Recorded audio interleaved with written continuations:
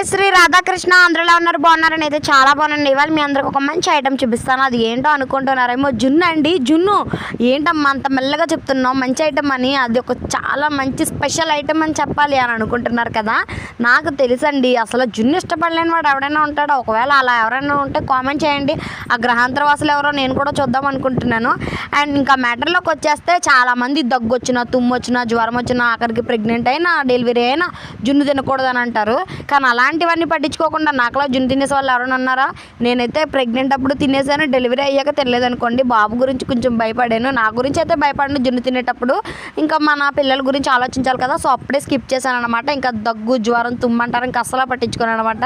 So ఇలా పట్టించుకోకుండా తినేవాళ్ళు, అంత ఇష్టంగా ఉన్న వాళ్ళు ఎవరైనా ఉంటే కనుక అది కూడా కామెంట్ చేయండి.